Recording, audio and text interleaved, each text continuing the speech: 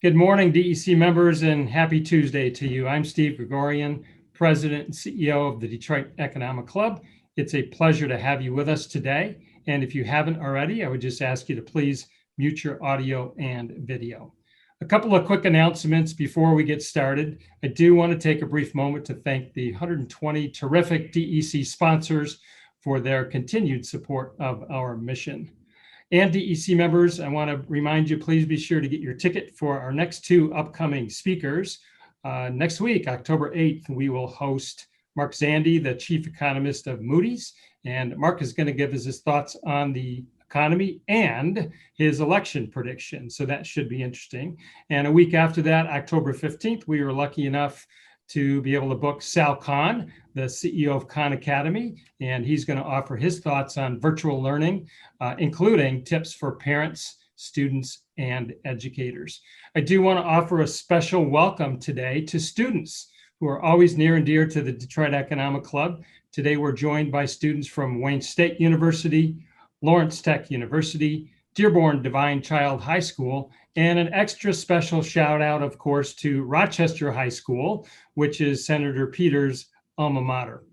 And finally, in the spirit of nonpartisan politics, I do want to note that the senator's election opponent this November, John James, has also been invited by the Detroit Economic Club. So here is the format for today's meeting. Senator Peters will deliver opening and closing remarks as our bookends. In between, we'll focus our conversation on business issues important to Michigan. We thought it was important to our membership to hear his thoughts on business matters.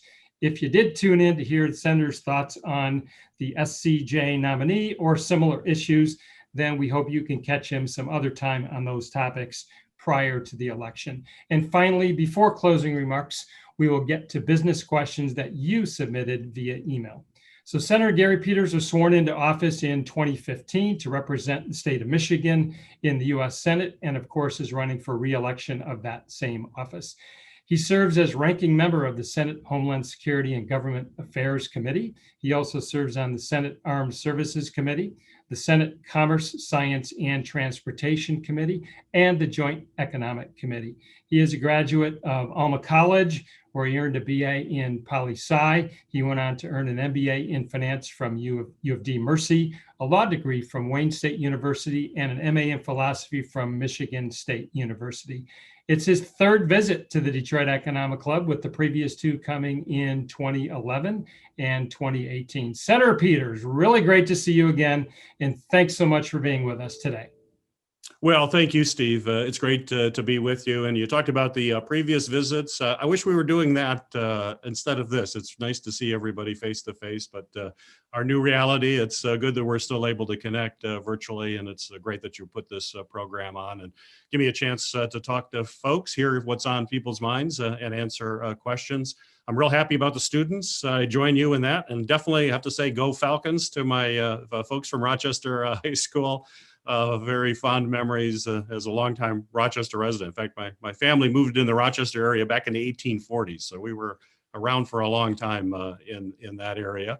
But I always loved coming to Economic Club. As all of you know, I spent time in private business, 22 years in private business, worked as a financial advisor, ran investment firms for major firms, Merrill Lynch and Payne Weber, and then later the UBS Financial Services, a VP with those firms. And so understand business. I've been involved in a long time, and I bring that business knowledge to my work in the U.S. Senate.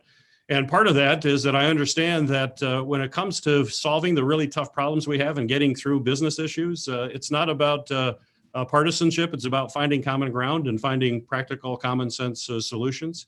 That's why I'm very proud to say that I'm ranked one of the most bipartisan senators in the Senate.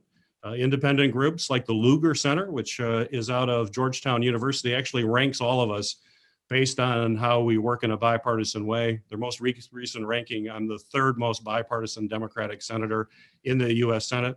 In fact, the U.S. Chamber of Commerce, which all of your viewers will know is not a Democratic group by any stretch of the imagination, but the U.S. Chamber of Commerce just awarded me their Jefferson Hamilton Award, their initial Jefferson Hamilton Award for bipartisanship. And when you work in a bipartisan way, when you look to find common ground, that's how you get things done. That's why I'm ranked as also one of the most effective In fact, in the last 2 years alone in the US Senate, I have written and passed more bills through the United States Senate than any other Democratic senator or Republican senator. I've passed more bills through the Senate. And as all of you know, seniority matters. I'm junior, I'm a freshman senator. And as you know, majority matters. I'm in the minority. So as a minority member, junior minority member of the Senate, I have passed more bills than any senator in the Senate. And it's about trying to find that common ground coming together. And that's what the Economic Club, you're about trying to find those kinds of solutions that take off any kind of partisan binders. Understand when you're running a business, as I know from my 20 plus years in the private sector, it's just about trying to figure out solutions to problems. So I come to you in that spirit, and I look forward to having your questions on issues that are important. Thank you, Senator. So let's get started on these Michigan business issues. And certainly there's no more prevalent than COVID, its impact on the economy, and a COVID relief package. So we're certainly living in a world where many workers are out of a job. Parents, students, educators are concerned about resources for the school year, and small businesses are worried about paying their bills and staying afloat. So please, Senator, give us your thoughts on COVID's impact on Michigan's economy and your thoughts on another potential COVID relief package. Well, there's no question the impact has been significant. And when we're used to dealing with crises in the country, but we've rarely ever had a dual crisis of a public health crisis simultaneously with an economic crisis, and all intimately related to each other. But we know that although both are important and you have to deal with both simultaneously, ultimately it's a public health crisis first. It's difficult to get business up and running, to get our lives back up and running as quickly as any of us would like without dealing with the public health aspects of it. I've been involved in it from day one from my ranking position on the Homeland Security Committee, which means I oversee FEMA, the federal emergency folks that have to respond after a pandemic hits, is when FEMA gets engaged. I've been intimately involved in making sure personal protection equipment is available for folks, testing supplies, et cetera. I've also been very involved in the writing of some of the recovery, the CARES Act. In fact, the bill that I wrote, the Pandemic Assistance Act, is a bill that I wrote, was actually incorporated into the CARES Act. And what it did is it expanded eligibility for folks to get unemployment insurance where they wouldn't normally qualify. It's really patterned after what we do after other natural disasters. And so, for example, small business owners could apply for unemployment insurance. That wouldn't normally occur, but it does in a national disaster. If you're a small business owner and your business dries up, I've talked as an example, a woman who I gave a story of what she went through. She owned a cleaning business. Clearly, she couldn't clean homes anymore. Folks didn't want her folks to go into the house, and her folks did not want to go into the house. But she was in a desperate situation. But under the Pandemic Assistance Act, part of CARE, she was able to apply for unemployment and was be able to pay bills, keep a roof over her head, and keep food on the table. It expanded it to independent contractors as well, the gig economy. If you're an Uber driver, clearly you needed help as well, but you wouldn't traditionally get unemployment. That was critical, especially with the massive amount of unemployment that we saw in our state as well as around the country. So that relief was important. I also aggressively fought to make sure the PPP program went forward. I know and I'm passionate about the fact that there's no way we could ever see this economy recover as quick as we'd like if our small businesses don't survive. They have to get through this. The PPP program was critical to that. We did several tranches of it. And I was particularly concerned, though, after the first tranche, that many of the hardest hit businesses are smaller businesses. Many here in Michigan were not getting the resources. In fact, as part of the oversight, and I'm on the Chief Oversight Committee in the Senate, and I wrote with the chair much of the oversight language in that bill. That first tranche of all the states, we did not get our fair share. We are the 10th largest state in the country in terms of population, but we ranked 35 out of 50 in terms of help for our small businesses, which was unacceptable. I went to work to make sure we could carve out money for smaller businesses, particularly in underserved areas, minority communities, communities of color that were particularly impacted as a result of that, and straightened some of that out. But now to your question about the future, we need to have more help. There's no question about that. Is that we need a longer runway, particularly for businesses that can't recover as long from other ones, particularly also underserved areas and communities of color where we're seeing Some of those small businesses are having a hard time survive. They're going to need a longer runway. And quite frankly, we know if they don't survive, it's even harder to get new businesses started up. So that's got to be a central focus of this other package. The other piece that is contentious, and it should not be, is that we need help for our local governments, our municipalities and state government, but particularly our municipalities that have been hit. Revenues are dropped dramatically. They have to provide essential services, and yet they don't have a source of that revenue. So we are fighting to try to get that in another package. Hopefully we'll see some movement forward on that this week. I know the House is revisiting their package that they did months ago. The package that was put before the Senate was a non-starter right from the beginning. It would have never moved forward.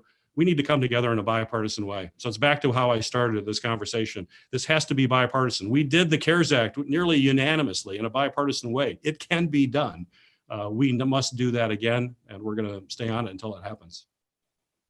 Thanks for continuing to fight for all of us, Senator. Let's switch gears a bit and talk manufacturing in general, and then specifically your thoughts on trade. Where are you with the state of manufacturing today? And specifically, can you talk about tariffs levied by the current administration? Well, manufacturing is clearly central to our economy in Michigan. As a percentage of GDP, we are second in the country, about 20%, which shows just highlight how important it is. I'll do my pro-Michigan saying here is that although we're number one is Indiana, but we're a lot bigger than Indiana. So manufacturing is even bigger for us here in Michigan. So we've got to continue to be focused on it. I'm actually engaged right now in an effort to strengthen manufacturing. I've been working with folks at the University of Michigan's Business School, for example, but with businesses all across the state and all across the country in manufacturing, and try to streamline and make federal support of manufacturing more efficient than it has been. It's interesting that we have 58 programs in the federal government that deal with helping manufacturers, but they're spread across 11 different federal agencies. There's no coordination, there's duplication, there's no central voice for it. We don't have a central voice in manufacturing like some of our competitors do. Think of the South Koreans and think of the Germans that do an excellent job in making sure that the governments are assisting manufacturers. We need to do the same thing. So basically, my legislation creates a National Institute of Manufacturing, similar to the National Institute of Health, that speaks for manufacturing. It'll actually save taxpayer money. We'll bring these all under one roof. You'll be able to make them more efficient. We'll save money. It's like any major corporation that reorganizes for a central purpose. And then focus on filling gaps that exist. One of those gaps that certainly exist is the need for skilled training to make sure workers have the specialized skills necessary in manufacturing. It doesn't require a 4-year degree or often a 2-year degree. In fact, I recently passed legislation that was signed into law by the president sorry about that,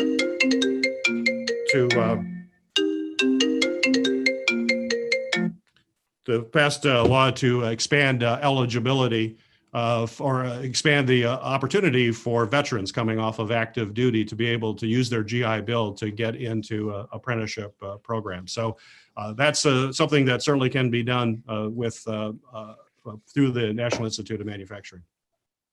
Perfect, thank you. You talked a little bit earlier when we were talking COVID relief about small businesses, but clearly they create 2 out of every 3 jobs. How can you protect them? To protect them through the COVID crisis now? In general, how can you protect small businesses here in Michigan and help them continue to grow? Well, certainly, and that has to be the central focus. I mean, one is to make sure there are not overly burdensome regulations as well, to make sure that we streamline what's available. We understand that there are places where you need to have regulation, but you don't need to have multiple agencies actually putting on extra layers of that. The work that I do in the Government Affairs Committee is actually about streamlining that operations, and we're engaged in doing that. But one thing that I think is critically important is having access to capital. That has to be critical. You can't start a business, keep a business running if you don't have access to capital that's affordable. One area that I'm particularly focused on and have introduced legislation to deal with, I mentioned the challenges of our small businesses in communities of color and minority-owned businesses in particular. And we found how difficult it was related to some of the COVID relief. And part of the problem is getting money into those communities. And so in the second tranche of it, we made sure we focused money to our smaller community banks, to credit unions, CDFIs, minority depository institutions that were in those communities. I've introduced legislation that will help minority depository institutions have the ability to leverage lending. Right now, often they don't have the deposit base necessary to fully utilize the lending opportunities in their community. So I've created or working on right now and in a bipartisan way to be able to do that. I've introduced legislation, a Community Investment Act, which will allow the Treasury Department to actually loan money into minority depository institutions to count as their deposit base. They're no interest charged, long-term, but it will allow them to then make those kinds of loans going forward. So access to capital, and this comes from my finance background and from my investment background for all those years, that the way that I focus on is how do we make sure that business owners have access to the capital necessary to start, build, and grow their business. Thank you, Senator. Let's talk about Michigan's ag economy, very important to our economy. Just one issue of many of these people in our rural communities face is the need for better internet access for a variety of reasons related to their job and health. So how are you fighting for this part of Michigan's economy? Well, it's absolutely essential. It's something that I've been working on for some time. We'll talk about legislation passed, but there's no question, especially now that we are on Zoom here today, and this will likely be a part of the normal going forward. You have to have access to high-speed internet or you're cut out of that commerce. It was certainly troubling when you looked at schools that were shutting down in the spring because of COVID and instruction was moving online. It became apparent that one third of the students in Michigan did not have the connectivity or access to devices necessary to do their homework. That's a striking number. And when you think about other advances that are transformative, like telemedicine, where you can have access to physicians and medical help via the internet, but you have to have high-speed internet. And you think about areas that it's particularly transformative, rural areas, as you talk about agricultural areas. Rural areas don't have it. You don't have access to that as well. So we have to expand it. One area that I've worked on a bipartisan way with the chair of the committee and our legislation, is to fix a kind of a fundamental element that led to financial support from the federal government, was to have maps that actually told us who have internet and who doesn't. The maps were really bad. They often relied too much on telecommunication companies that provided information as to where they had service. Probably no surprise here. Sometimes those companies overstate where their service is. Think of your cell phone when you're up north Michigan and your service company tells you have service, but you don't see any bars on your phone when you're in rural parts of the state. So we have to have more accurate maps. And that is a legislation that is now passed to get that, including changing a really crazy rule, is that if one place had high-speed internet in a census tract, it was assumed the entire census tract had it. That's simply a false assumption. We needed to correct that. So now we're going to be able to allocate federal money more efficiently and put in the kinds of subsidies necessary to have broadband access broadly. I believe high-speed internet should be the 21st century equivalent of what we did in the 21st century equivalent of what we did in the 20th century, which was say everybody in this country has access to electricity. It doesn't matter where you live, you're going to have access to electricity. It's got to be a national commitment, and that's what I'm working on. If I mention one other ag issue that just passed, and this is from my work through the Homeland Security Department, and I've passed this legislation signed into law now by President Trump, will expand the number of agricultural inspectors that we have at our border. We were short by a significant number. And when you think of agriculture, the pest that can come across the border can have an absolute devastating impact on an industry, wipe out an industry. And now we're expanding those inspectors, enhancing border security. It'll add 240 inspectors every year for the next 3 years are being authorized, technicians. And something that is incredibly important, it's expanding the number of canine teams that you're going to see at the border as well. There's nothing more sophisticated than a dog's nose when it comes to understanding potential threats to the agricultural system, and recently signed that into law. That's terrific. Thank you. So you mentioned Northern Michigan. I was lucky enough to be up north a couple of times the last few weekends, and I'm always mesmerized and grateful for our gorgeous Great Lakes. So give us your thoughts on Great Lakes economic development today and protection of those very precious resources. Well, and they are, there's no question. I say next to our people, the Great Lakes is the greatest resource that we have. And the Great Lakes, I think, is in our DNA as Michiganders. It's in all of that. There are a number of threats that threaten them that we have to deal with. One program that I have been particularly supportive of and we were able to secure additional money for is the Great Lakes Restoration Funds. Great Lakes Restoration Funds are used to clean up old toxic sites that are out still there that are leaching into the lakes. It's about fixing some of the tributaries and kind of enhancing nature's own cleanup of rivers that are running into the Great Lakes. It's critical investments. They create jobs for people, but it's also about cleaning. I was able to procure additional money for that just recently. In fact, record amounts for Great Lake Restoration Fund. We need to continue that spending. And I will say that it's the encouraging thing, because of the work that I have done with members of our delegation as well, working together, is I think the country is now finally realizing that the Great Lakes is not just an amazing resource for Great Lakes states.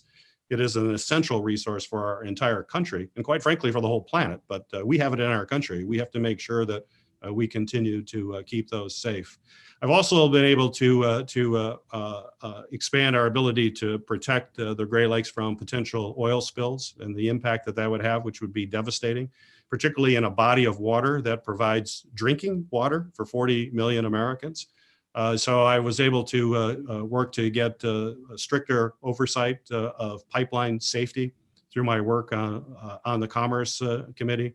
And also we're setting up a center of excellence, which I think is critically important, of how do we actually clean up a disaster should it happen. The Coast Guard is charged with overseeing a spill response. I oversee the Coast Guard actually with three committees: the Armed Services Committee, Commerce, and Homeland Security. But they're the ones that are charged there. And when asked, I said, how do you feel, how comfortable you feel about cleaning up a spill in fresh water? And they said, we don't really aren't that comfortable. And in fact, experts at a hearing that I called said we don't really know how to do it in fresh water as well as salt water. And part of it is because salt water has little microorganisms that actually break down and eat the oil. They don't exist in fresh water. So I've pushed for and now have authorization for a center of excellence for cleanup in fresh water, which I can't say exactly where it'll eventually be, but the way it's written, I'm pretty confident it's going to be in Michigan and near a great body of fresh water in the Great Lakes that will do the kind of necessary research. Plus, it pre-positions cleanup equipment. So should a disaster happen, we are able to respond to it as quickly as possible to protect the lakes for future generations. Thank you, Senator. Well, if you've got time for a couple of questions, we've had some emails from DEC members, and one DEC member wants to know, how can we continue to attract new defense industry jobs to Michigan?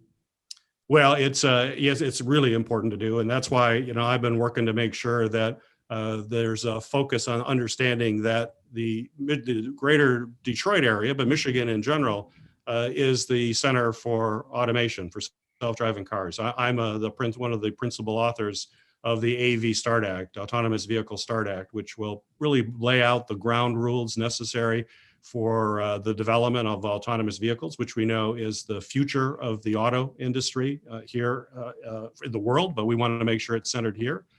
But autonomy is critically important for the military. I serve as the ranking member, that means the top Democrat, on the Committee of Emerging Threats and Capabilities. We have two areas of responsibility. One, I oversee all the nation's special operations forces, the Navy SEALs, the Delta Force, but we also look to all of the advanced research that happens in the military. So with GVSC in Macomb County and the work that's being done for the Department of Army, cutting edge research in autonomy. Just as autonomous vehicles will save lives on our highways, autonomy will save the lives of our warfighters. And when you think of things like driving a fuel truck to the front line in a battle area, incredibly dangerous operation that can be done with autonomous technology developed in our commercial space. So I'm actually incredibly excited because I apologize. I don't apologize for that. When you think about the fact that autonomous vehicles, what really is the main technology propelling that is artificial intelligence. We're also the center, not just for the engineering for the vehicles itself, but the advanced machine learning that goes into AI. That's going to attract an incredible amount of investment into the defense area because we already have that critical mass. The next generation combat vehicle for the Department of Army will in large part be developed and put together here in Michigan. But we should not be looking just at the Department of Army. We have a number of our suppliers now that are doing very sophisticated work in aerospace. And what the Department of Defense is now realizing, and I push this aggressively, is that if you know how to make things like we do in Michigan, you can make anything. That means car parts, that means tanks, it means advanced avionics for aviation. And we now, as that recognition continues to grow, we're going to be working to bring more of those contracts into Michigan because, quite frankly, our auto suppliers, aviation suppliers, our network of highly sophisticated small manufacturers are going to be able to do a lot more work for the Department of Defense. Thank you, Senator. Just time for one last question. DEC member wants to know, so U.S. and Michigan companies will be critical partners in combating COVID-19. How can Michigan businesses get involved in and support these efforts? In the supplying the efforts for those? Yes. Well, certainly there's no question that's the case, and folks should reach out to my office as well, because we're working on a lot of issues related to that. But I know in our limited time, I think one of the things that is critically important and will help Michigan is that we need to strengthen the supply base for critical materials from a health standpoint, in addition to the industrial base that I talked about for the military. In fact, I put out a report out of Homeland Security last year that showed that our supply base is overly dependent on foreign suppliers for our precursors to drugs, to surgical masks, to the swabs you use to get supplies for testing. We have to take that back. Most of it's in China. We got to take it back, bring it back to the United States.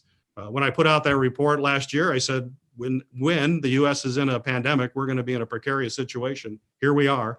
We've got to take that back. And there are many opportunities. There's a focus on it that I have and others that will actually benefit manufacturers in Michigan to be able to take that back. And I certainly want to work with our manufacturers here locally as to what sort of ways would be helpful for them to bring it in. I think it gives us an incredible competitive advantage as we harden and make the supply chain more resilient. It's more than being efficient in a time of a pandemic or crisis. You also have to be resilient. And clearly we showed shortfalls in that. Thank you. And Senator, we're getting near the end of our allotted time. So take a minute and give us some closing thoughts, if you would, please. Well, I just want to thank the members here for the Economic Club. All of you represent the leaders in our community from a business perspective, but none of you confine your work to the business economic sector. It's about strengthening the community. The stronger all of you are, the stronger we are as a community, the stronger we are as a state.